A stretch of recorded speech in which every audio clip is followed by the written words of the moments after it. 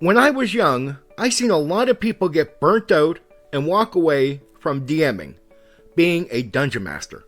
And the one common thing that I noticed amongst all of them, they served the game and their players first, and they put themselves last.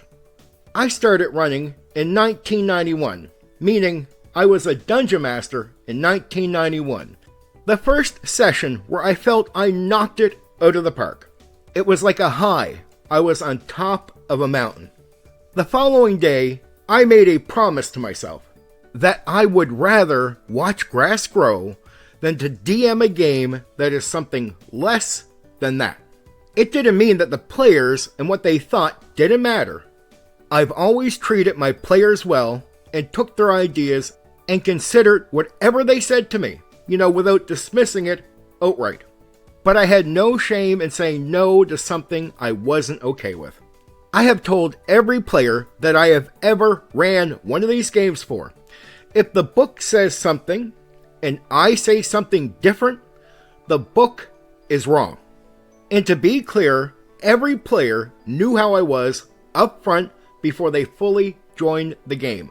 I never gave a player a runaround about who I am and what I expect. I have never ran a module or an adventure or used a setting with its lore. For a period of time when I first started, I only had the 3 core books on me at the time for 2nd edition Advanced Dungeons and Dragons. I didn't have any modules, I had no settings, I had nothing. I had some dice to go with the books. That was it. No grids, no miniatures, no maps, no nothing. I had to create my own world, my own maps. Every adventure I was doing was self-created, not a module, not a pre-made adventure. I had a player get me the Forgotten Realms box set. They wanted to play in the Forgotten Realms. I told them that I had no interest in running in any realm that was on the market. But they insisted. I said I'll do it, but I gotta do it my way. So I took a few prominent NPCs, a couple prominent groups. I said, okay, those and the map. That's it. That's all I need. Lore, history, details of each location, didn't matter to me. Put it all back in the box. Fuck off with that nonsense. From all that, we had a great time, and we had a campaign that went for over 200 sessions. I did something similar with Greyhawk, yet still to this day, I have never ran a module. I run pure theater of the mind.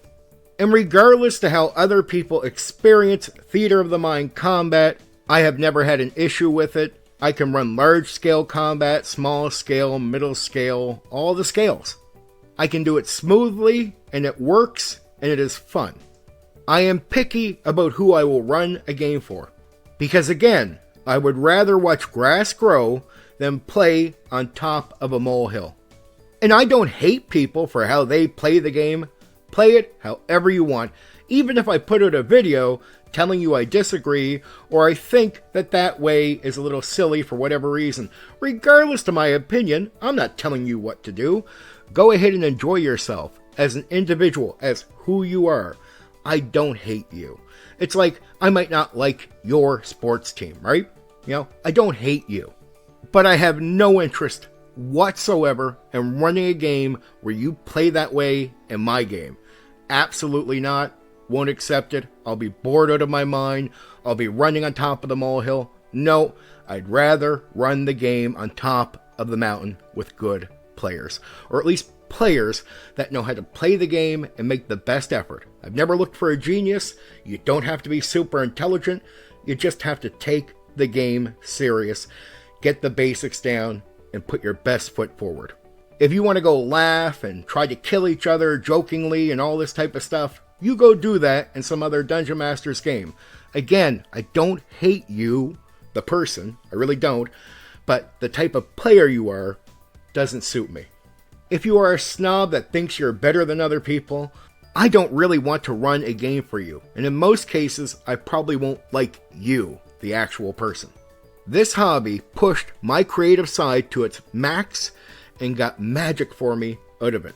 It was like a drug, and I've experienced what I think is the best the games can offer. After the first 10 years of really running games, I started to experiment a bit more, tried some other games, tried to run some other games. I had an okay experience. I didn't do bad at what I was doing with those games. I just didn't like them. And realistically, at one point I needed a break from D&D as well. So I made my own game and I ran that for over a decade. But in the last, I'd say, 10 or 15 years, I run my own game and I run a bit of a sort of homebrewed AD&D 2nd edition game. Well there, that's a bit about me, Condor, the Dungeon Master. For now, take care.